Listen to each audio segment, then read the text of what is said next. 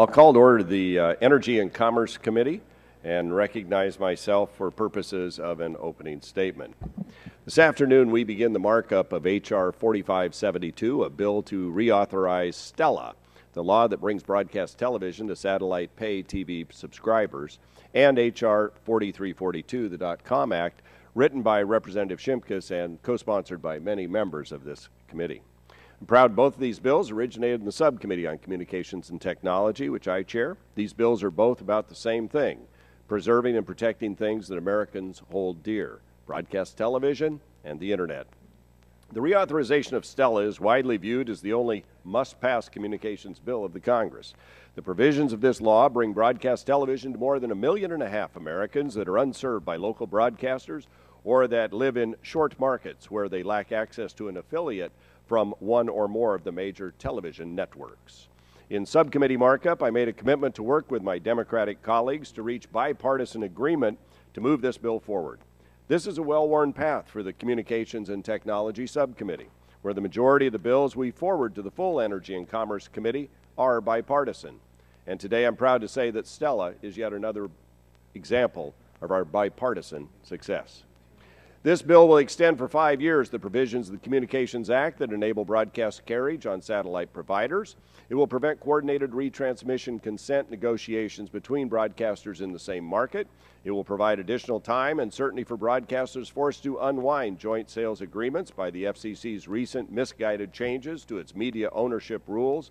And it will eliminate the unnecessary and costly integration ban on cable-leased set-top boxes. This bipartisan agreement benefits the American people and represents the good work this committee can do when both sides commit to achieving an outcome. This type of collaboration has long been a hallmark of our committee, and I'm pleased to see this legislative result. Now, unfortunately, we were not able to come to the same sort of agreement on H.R. 4342. This rational, good government bill is a common-sense approach to an incredibly complex issue with dramatic implications for our country and for the world. Despite the fact that this bill simply requires the nonpartisan Government Accountability Office to study the proposal before NTIA takes irreversible action, our Democratic colleagues have opposed the transparency and prudence of this bill. The committee's made it clear that we are deeply committed to keeping the Internet free from government intrusion. We've twice passed legislation to make clear that the United States has no intention of letting foreign governments through the power of the United Nations, seize control of the Internet.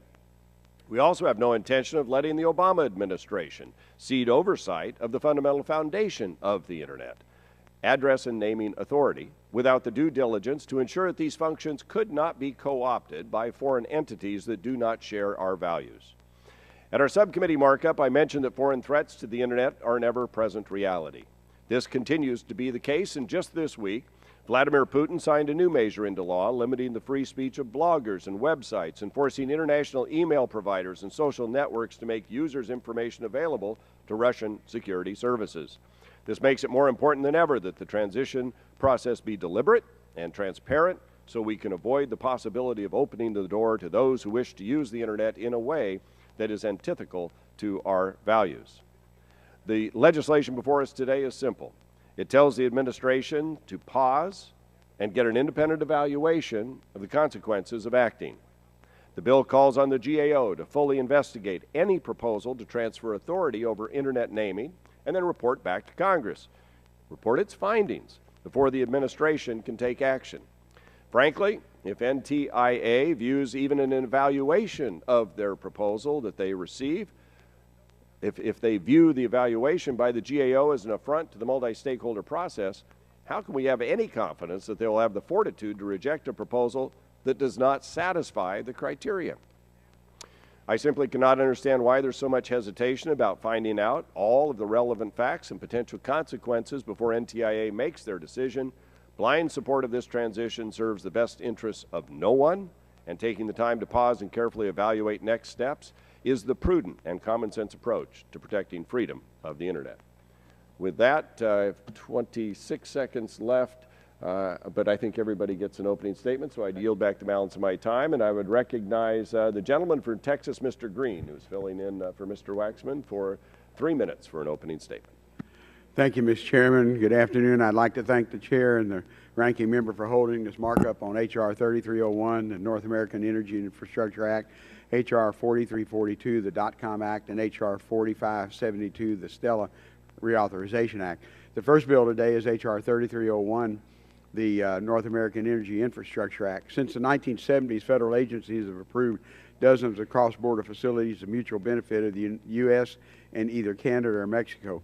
Unfortunately, today, the ad hoc presidential permitting process for cross-border facilities has become bogged down in obstructionist politics to the detriment of the public interest. With the rapid expansion of energy development, the U.S. must acknowledge the need for the more energy infrastructure. Pipelines are needed. Pipelines are the most environmentally sound and economic mode of commodity transportation available. The economic benefits associated with H.R. 3301 are evident. Additional cross-border facilities will mean more construction jobs, more energy development jobs, and additional trade benefits. However, the benefits of the cross-border pipelines and electric transmission lines are deliberately being ignored. As this committee debated H.R. 3301, the debate has focused almost exclusively on the Climate Change and the National Environmental Policy Act, NEPA. NEPA was created so federal agencies would make environmentally informed decisions. NEPA created a transparent and open public process that permits stakeholder comments and feedback. Unfortunately, the opponents of cross-border facilities are now using climate change and NEPA as tools of obstruction. The more opaque and undefined the NEPA process becomes as a result of the climate change debate, the more uncertainty and indecision will prevail on cross-border permits. Climate change is very important and must be considered, but it cannot and should not be used to obstruct or delay decision-making. To remain relevant, NEPA must be focused and impactful. The Council on Environmental Quality has tried to address this abuse by issuing guidelines on climate change. CEQ stated it's not useful for the NEPA analysis to attempt to link climate change to particular projects. Such direct linkage is difficult to isolate and understand. CEQ stated that when assessing environmental impacts of a project, an agency should look at the consequences of the actions of which it has control and authority. I'd like to point out that many federal agencies, including the State Department, Department of Energy, Federal Energy Regulatory Commission, the Army Corps of Engineers, the U.S. Fish and Wildlife, Environmental Protection Agency, and others have admirably conducted NEPA analysis without issue for years, except when obstruction and abuse are the goal. We should reject the abuse of the NEPA process. H.R. 3301 eliminates delaying tactics and provides federal agencies the flexibility needed to make informed decisions. Federal agencies will coordinate with the Department of Defense, EPA, interested parties, state and local officials to address a project's impact. H.R. 3301 will create a decision-making process that removes political calculations and obstruction, protects the environment, creates jobs and business community. I'd also like to thank you for marking up the reauthorization of Stella. I'd like to thank the hard work of members and staff on both sides of the aisle and made all the past several months on finding consensus, and I'll be voting in support of this legislation. I'd like to highlight the inclusion of language nearly identical to the cable card bill, which I introduced last year with my Ohio colleague, Congressman Bob Latta. This language will end the burdensome integration ban, which has cost consumers and business over $1 billion since 2007 and impeding innovation and efficiency. Mr. Chairman, I'd like to ask my full statement be placed in the record because I know I'm over time. I yield back. Thank the gentleman, and glad to let him go over time as long as he's supporting our bills. That's good. We'll now turn to Mr. Shimkus from Illinois for his opening statement. Thank you, Mr. Chairman. First, let me say how pleased I am to see our committee was able to reach a bipartisan agreement to reauthorize Stella, and I want to commend you for that work. This is, as you noted, a must-pass piece of legislation, and I just commend staff and you for that good work. Secondly, I want to express my support for the North American Energy Infrastructure Act before us today. After waiting 2,056 days and counting without approval of the Keystone XL pipeline, it's abundantly clear we need to update the approval process for cross-border energy projects, and I commend my colleague and friend Mr. Green too for his work on that project. Finally, I'd like to urge support for the legislation I authored, and I want to thank you, Chairman Walden, for your support on that, which is the .com Act. This legislation would prohibit NTI from relinquishing U.S. oversight of the domain name system until GAO reviews the multi-stakeholder proposal it receives from ICANN. Now, some of my friends on the other side of the dais will argue that requiring this nonpartisan review somehow undermines the open internet by temporarily retaining our oversight role. But I would remind my colleagues that the internet has run smoothly for 25 years because of our oversight, which to this day has ensured authoritarian governments have no control over the root zone file names and addresses of the global internet. The .com Act before us today is a simple, good government bill: trust but verify. We only get one chance to get this transition right, and it is our responsibility to make sure that NTIA doesn't rubber stamp whatever multi-stakeholder governance proposal ICANN comes to them with. I urge my colleagues to support what we believe is a reasonable call for oversight. I thank my chairman for the time, and I yield back my time. Thank the gentleman for his good work on all of these issues. Tremendous player on the committee, and thanks for your leadership efforts, Mr. Shimkus. We'll now turn to the gentleman from New Jersey, Mr. Pallone, for an opening statement. Thank you, Mr. Chairman. Today's bills are a mixed bag. Two of the bills I cannot support, and I urge members to vote no. The first is H.R. 3301, the North American Energy Infrastructure Act. This bill would short-circuit the permitting process for proposed oil pipelines, natural gas pipelines, and electric transmission lines that cross the U.S. border. I have serious concerns with the section of the bill that waives NEPA requirements. I fear that eliminating or imprudently expediting environmental reviews of these projects will have serious negative environmental ramifications in communities surrounding the path of the pipelines that are constructed, and I plan to oppose the bill and urge my colleagues to join me in doing so. Additionally, Mr. Chairman, I believe that H.R. 4342, the Domain Openness Through Continued Oversight Matters Act of 2014, is misguided and unnecessary. Bipartisan legislative efforts by this committee last year reaffirmed Congress's unanimous support for the multi-stakeholder model of Internet governance. Last month, NTIA announced that it will transition away from its contractual relationship with ICANN, and that supports the views and position of this committee. GAO reports for the sake of GAO reports are counterintuitive, and frankly, with the world watching, we should be promoting a global consensus, not additional unilateral action. And Mr. Chairman, I'll end on a good note. I want to commend you, Chairman Wald, I'm sorry. I want to commend you and Ranking Members Waxman and Eshoo on working diligently to find consensus to reauthorize the Satellite Television Extension and Localism Act, Stella. The bill before us today represents a product that all stakeholders can agree on. When we first started the process of reauthorizing Stella, I went on record to say that it was too important to get gummed up on partisan politics and any added unnecessary provisions.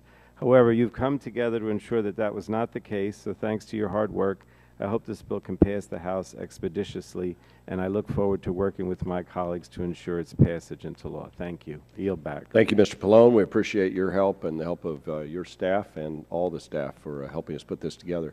We'll now turn to a good gentleman from Ohio, Mr. Latta, who's played a key role in these issues as well. Mr. Latta, you're recognized for 3 minutes for opening statement. Well, thank you very much, Mr. Chairman, and thank you very much for holding the markup today on these important pieces of legislation. Today, we continue consideration of legislation as pro-investment, pro-innovation, pro-competition, and most importantly, pro-consumer. In addressing the reauthorization of Stella, we do so first with the priority of protecting access to broadcast programming for over 1 million satellite television subscribers across the country that face a disruption or loss in service if we do not act in a timely manner. We also have an opportunity to implement a few narrow reforms that remove outdated regulations governing the 21st century video marketplace. These reforms will give businesses and entrepreneurs the certainty they need to make maximum investments in modern technologies and the flexibility to respond to changing consumer preferences and demands in the market. I support these reforms, including the provision I sponsored with Congressman Gene Green that eliminates the current integration ban on leased set-top boxes. This outdated technologies A technological mandate burdens businesses and consumers with unnecessary costs, is energy inefficient, and wrongly upholds an unlevel regulatory playing field among market participants. I thank Chairman Upton and Walden for their support and acknowledgement of our efforts to remove this outmoded regulation that is a barrier to investment and counterproductive to economic growth, productivity, and innovation. The same pro-investment and pro-innovation, pro-consumer principles apply to advancing the .com Act as well. It is incumbent upon us to ensure that robust and competitive markets and economies sustained by the open and free Internet are maintained as oversight responsibilities of the domain name systems transition away from the United States. Too much is at stake to not engage in careful, rigorous review of how this transfer of responsibilities will impact U.S. and global economic, political, and social interests and advancements. And finally, the North American Energy Infrastructure Act will modernize the energy infrastructure approval process to better reflect our newfound state of energy abundance. This much-needed legislation updates the regulatory framework in order to reduce barriers to energy developments and lock in related economic prosperity that is especially beneficial to energy manufacturing districts like the one that I represent. All these bills will bring about certainty in the face of new technologies and changing landscapes. They embody the type of good governance hardworking American taxpayers deserve, and I urge my colleagues' support. Mr. Chairman, with that, I yield back. Thank the gentleman for his words and for his good work. And we'll now turn to the ranking member of the full committee, Mr. Waxman, for an opening statement. Thank you very much, Mr. Chairman. Today we start consideration of 3 bills. I strongly oppose 2 of these bills and support 1. Yesterday, in the 3rd National Climate Assessment, the nation's top scientists warned us again of the dangers of climate change. This report documents how climate change is harming Americans today. This committee has a responsibility to respond to this threat. Instead, we are considering H.R. 3301, which would make climate change even worse. The bill would stop the President from evaluating the climate impact and almost every other impact of multi-billion-dollar energy infrastructure projects that will increase carbon pollution for decades to come. The Keystone XL tar sands pipeline is one such project. Over the last few years, House Republicans have repeatedly tried to mandate approval of Keystone XL. This bill goes even further. It creates a new process to rubber stamp every pending and future tar sands pipeline. H.R. 3301 requires rushed approvals of tar sands pipelines with no federal environmental review, no public comment, and no consideration of legitimate concerns such as climate change or even safety. The bill eliminates federal environmental review and mandates approval of projects that are contrary to the broad public interest. This bill virtually guarantees that Keystone XL and other controversial pending tar sands pipelines are approved within about 1 to 2 years. Under this, quote, zombie pipeline act, end quote, even if the administration rejects Keystone XL because it is not in the public interest, Keystone XL can rise from the grave and reapply. It would then be rubber stamped under the new process. H.R. 3301 also applies to cross-border natural gas pipelines and electric transmission lines, and the bill would allow for unlimited exports of liquefied natural gas through Canada and Mexico with absolutely no controls or conditions. The administration has expressed serious concerns about H.R. 3301, explaining that the bill, quote, would unnecessarily limit the ability for the executive branch to make reasoned and responsible decisions, end quote. I share those concerns and hope members will vote against this bill. We will also mark up 2 telecom bills tomorrow. I am pleased to join Ranking Member Eshoo, Chairman Upton, and Chairman Walden in becoming an original co-sponsor of the Stella Reauthorization Act of 2014. The bill reflects the bipartisan agreement that we reached on a number of key issues concerning the video marketplace. This bill will prohibit the collusive practice of joint retransmission consent negotiation by 2 or more broadcasters in the same market.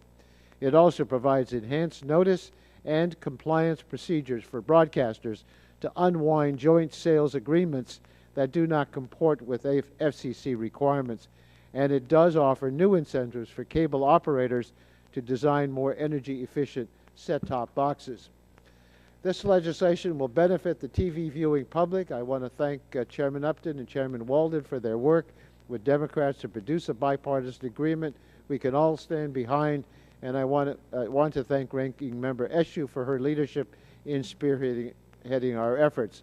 Unfortunately, the second telecom bill we will consider, the .com Act, is not bipartisan. This bill makes false assumptions about the role of the United States government in the management of key Internet functions today, and it contradicts Congress's past support of the multi-stakeholder model for Internet governance. If passed, it will undermine our diplomats' efforts to ensure a global open Internet. The administration formally opposes the bill, and so do I. Rather than pushing forward with a partisan bill that has zero chance of enactment, we could join together to ensure that ICANN has the proper tools to protect and enhance a free and open Internet. That concludes my opening statement, Mr. Chairman. I yield back my time. Thank the gentleman for his opening statement, and we will now turn to the gentleman from Texas, Mr. Olson, for an opening statement. I thank the Chair. I'd like to thank Chairman Upton and my fellow Texan, Mr. Green, for their hard work on H.R. 3301, the North American Energy Infrastructure Act. In the 113th Congress, I have talked again and again and again about the importance of energy and trade to the modern American economy. American energy means good-paying jobs and economic growth. As a Texan, I know what the shale boom in the Eagle Ford and Permian Basin have meant to my home state. Texas pulled America out of the recession with energy jobs. And trade is also critically important. The Port of Houston alone brings in nearly $200 billion to the state of Texas. Our port leads the nation. The jobs this creates at home and the influence it gives us abroad cannot be replaced. Today, American energy and trade can be an amazing force for good. The other week, we took up Mr. Gardner's H.R. 6 to send natural gas abroad. Today, we're looking closer to home.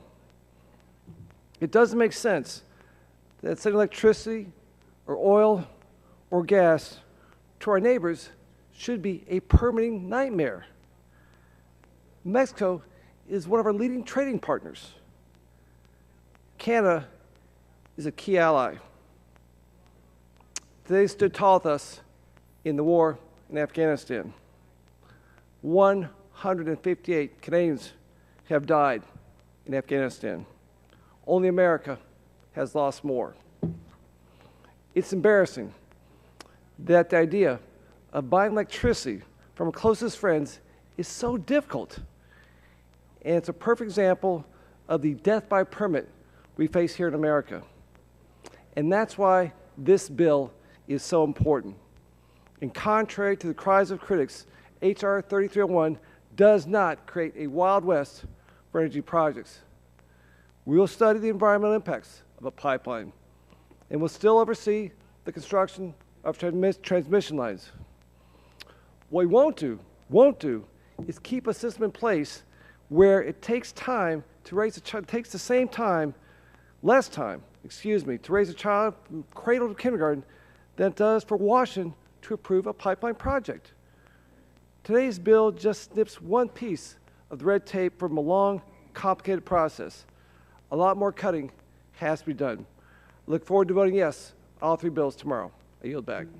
Thank the gentleman for his kind comments and strong words and his good work on the committee. We'll now turn to Ms. Schakowsky, I believe, is next in order on the Democrat side, and we look forward to your comments. Please go ahead. Thank you, Mr. Chairman.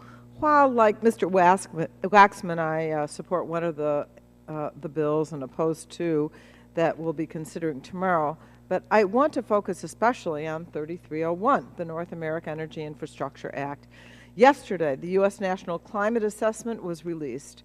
For those of us who took time to review it, it was a reminder of the dire situation we face as a civilization if we fail to act promptly to combat climate change. We're already feeling the impacts of climate change: longer and hotter summers, more severe storms, and massive drought and wildfires. If the world continues on its current path, by 2010, the oceans will rise as much as 4 feet, water shortages will increase rapidly, and the hottest days could be more than 10 degrees hotter. A Harvard study found that by the end of the century, my hometown of Chicago could suffer thousands of additional heat-related deaths each year as a result of climate change. Science dictates that in order to turn the tide on climate change, we have to reduce carbon and other toxic emissions.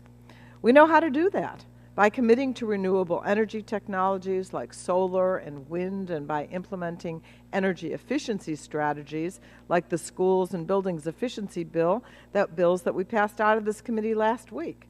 We should be working together more often to achieve those goals. Instead, we return this week to reckless policies that would have us double down on our reliance on fossil fuels and accelerate the climate crisis.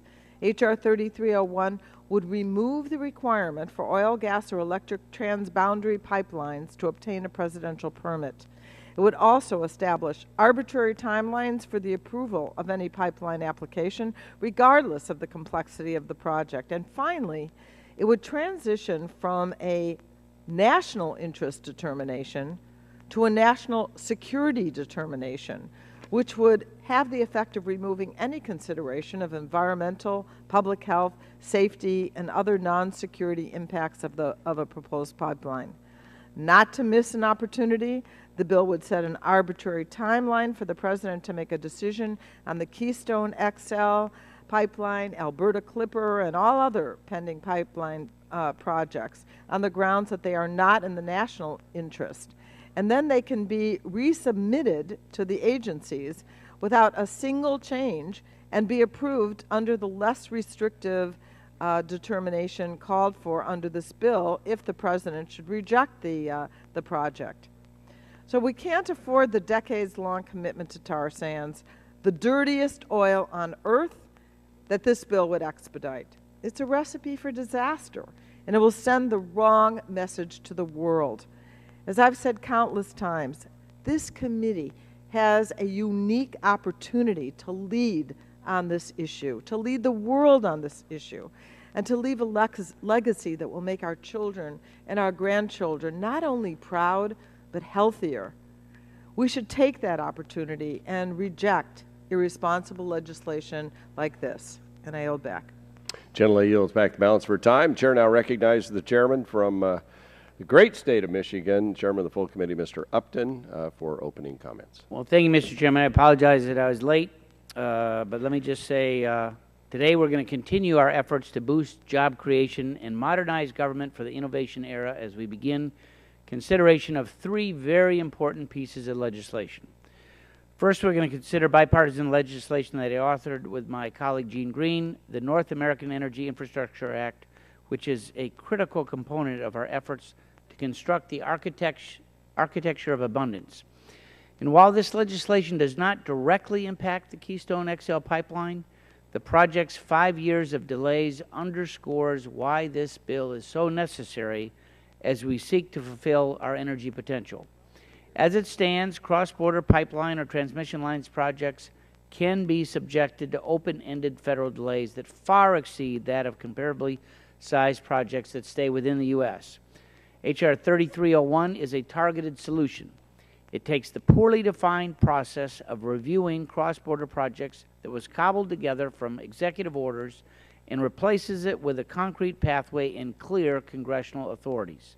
It puts an end to the unjustified delays of much-needed pipelines, and for electric transmission lines, it strengthens current arrangements, encouraging an integrated North American electric grid. I want to emphasize that the bill does not change any of the underlying safety or environmental reviews.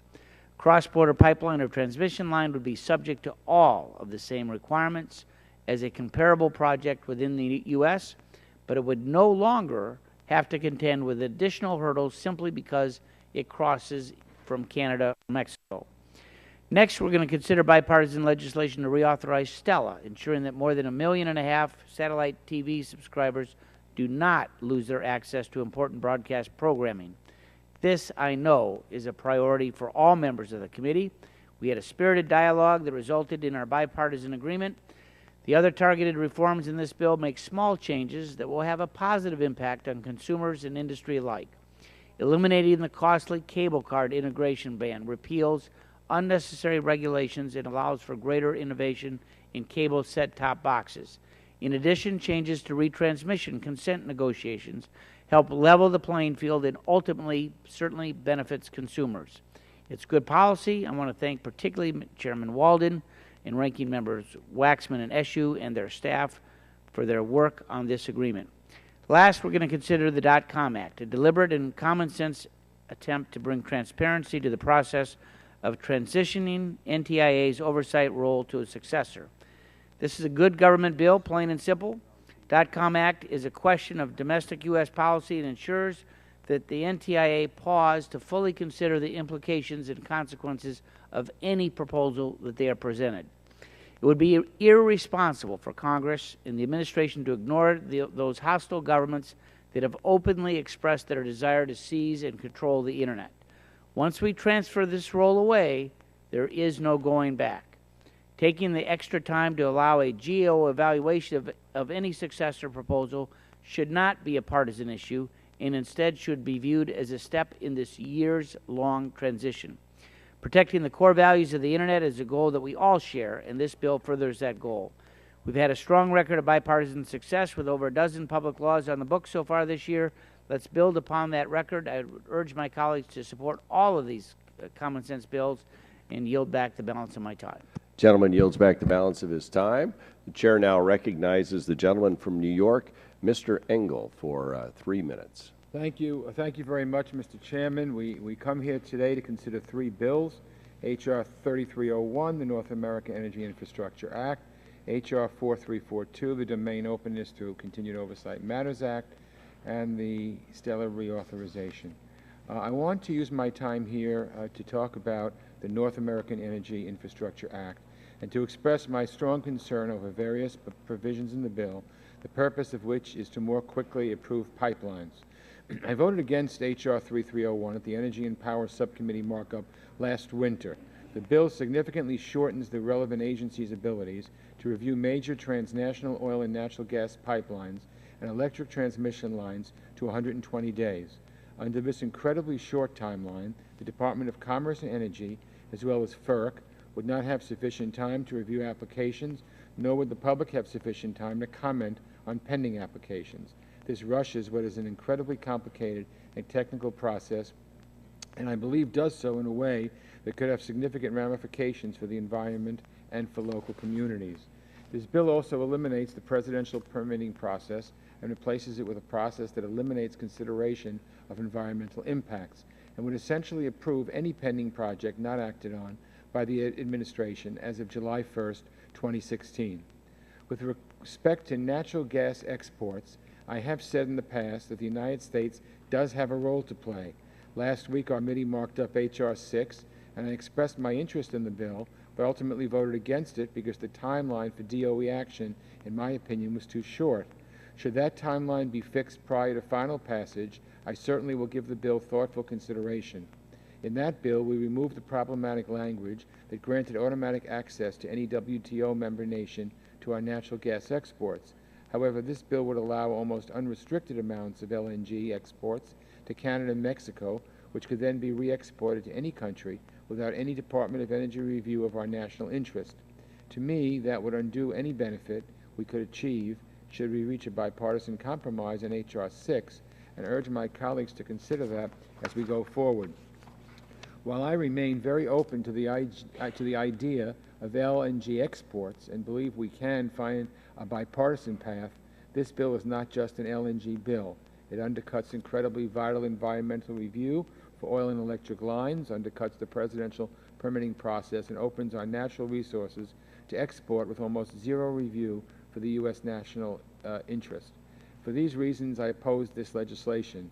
I also remind my colleagues again that I do remain committed to working on H.R. 6 so we can find meaningful ways to address LNG exports in a bipartisan way while not getting bogged down in a bill that undercuts important regulatory and environmental authority. I thank you, and I yield back the balance of my time. Thank the gentleman for his comments, and he yields back the balance of his time. Chair now recognizes the gentleman from Texas, Mr. Barton, for 3 minutes for an opening statement. Thank you, Mr. Chairman. I hope to give you some time back. I rise in support of all three bills that are before the full committee when we go to markup tomorrow. The Stella Reauthorization Bill, the .com bill, and the North American Energy Infrastructure Act. With regards to the Energy Infrastructure Act, I listened to my good friend from New York's comments and concerns about it. I can assure him that I don't think those comments and concerns are as critical as perhaps he may think. I think if we move the Energy Infrastructure Act, it sets in place something that's very similar to what we've had for a number of years for natural gas projects. And I do think that replacing federal law instead of a presidential executive order is a step in the right direction. I have not been as directly involved in the negotiations on the Satellite Reauthorization Act as some. I was somewhat dismayed earlier today when I was told that one of the main stakeholders had decided not to support it. But after talking to the subcommittee chairman, who happens to be sitting in the chair right now as for the full committee chairman, I am comforted that every effort has been made to include everybody in the discussions, and while people may disagree with the ultimate outcome, they were given ample opportunity to participate. So I will be a supporter of all three bills and look forward to the debate tomorrow. And with that, Mr. Chairman, I yield back a minute and 5 seconds. We'll put that in the bank for you for next time. Thank you, Mr. Chairman. We appreciate your support of the legislation and your good comments. I think now next up should be Mr. Bipartisan, who I think was here preceding Mr. Scalise at the drop of the gavel. So we'll turn to Mr. Bipartisan for 3 minutes. Thank you. I appreciate it, Mr. Chairman. I commend you for bringing before the committee these very important bills. I strongly support H.R. 3301, the Northern American Energy Infrastructure Act, which will ensure that transitional pipeline construction permits are considered on their merits instead of the politics. Despite extensive environmental and economic reviews that support construction of the Keystone pipeline, the President has failed to approve the necessary permit. This common sense and bipartisan legislation will ensure due process for applicants. We must address rising energy costs that drain family budgets and create a long-term energy plan which requires the modernization of many of our energy laws. This legislation will help our country on a path to prosperity and energy independence. I look forward to working with my colleagues to move this legislation out of the House of Representatives and into the Senate. Regarding oversight of the Internet domain name system, I believe that H.R. 4342, the .com Act, is the right step at this time. In today's day and age, it is important to ensure an open and free Internet that maintains the freedoms of speech, press, and assembly. A deliberate evaluation of any proposal by the NTIA is necessary to avoid unforeseen consequences that may imperil these principles. Finally, I am very pleased that an agreement has been reached to move forward with the reauthorization of Stella. I commend you, Mr. Chairman, for your hard work on this good piece of legislation. Thank you very much, and I yield back. Thank the gentleman for his kind comments and his generous support. And we'll now turn to the gentleman from Louisiana, Mr. Scalise, who has put a lot of work into all of these issues and has been very involved. We appreciate you being here and your involvement in the committee. And please go ahead with your opening statement. Well, I appreciate that, and I want to thank the chairman for holding this markup and for bringing these important bills to the committee. I want to express my support for the North American Energy Infrastructure Act. This bill brings clarity to what has become an unnecessarily lengthy and cumbersome process of approving pipeline and electric transmission lines that cross our borders. This bill does not change any underlying requirements having to do with safety or environmental review. Legislative action is necessary to address this slow process so that our country can truly unlock its potential. The delays experienced by the Keystone XL pipeline are all too familiar, and the North American Energy Infrastructure Act will provide a fix. I also plan on supporting the Stella Reauthorization Act, which makes incremental progress towards reforming our outdated video laws. While more work is certainly left to do in this area, it is my hope and strong urging to this committee that we continue striving to level the playing field for private sector job creators and continue our work on behalf of consumers by easing the outdated federal mandates imposed on them in the video marketplace. These video issues are not partisan debates, but in fact ripe areas for partisan cooperation that have far outlived any usefulness and purpose that they may have had. The Communications Act update that we're pursuing through hearings and hopefully legislation sometime next year is an ideal platform to continue exploring how best to modernize our nation's outdated video laws and regulations. Finally, Mr. Chairman, I support H.R. 4342, the .com Act, and commend Representative Shimkus for his leadership on this issue and vision to provide another layer of accountability to the Obama administration's plan to transition the vital Internet DNS functions from ICANN to a new and undefined multi-stakeholder organization. A little more transparency on such an important issue just simply makes sense, especially since we're talking about tinkering with the ecosystem of the Internet, which is responsible for millions of jobs and economic growth opportunities, not just in the United States, but all across the globe. So I want to thank you again, Mr. Chairman, for the markup, and I yield back the balance of my time. I thank the gentleman for his diligent efforts and appreciate his comments. We now see no one else seeking time for an opening statement. The chair now calls up H.R. 3301 and asks the clerk to report.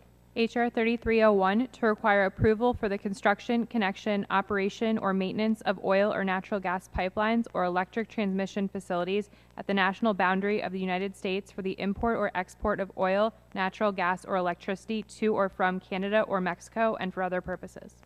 And without objection, the first reading of the bill is dispensed with. The bill will be open for amendments at any point so ordered. For the information of members, we're now on H.R. 3301. The committee will reconvene tomorrow at 10 a.m. And I would remind members the chair will give priority recognition to amendments offered on a bipartisan basis. So I look forward to seeing you all tomorrow and a few of our other colleagues. And without objection, the committee now stands in recess.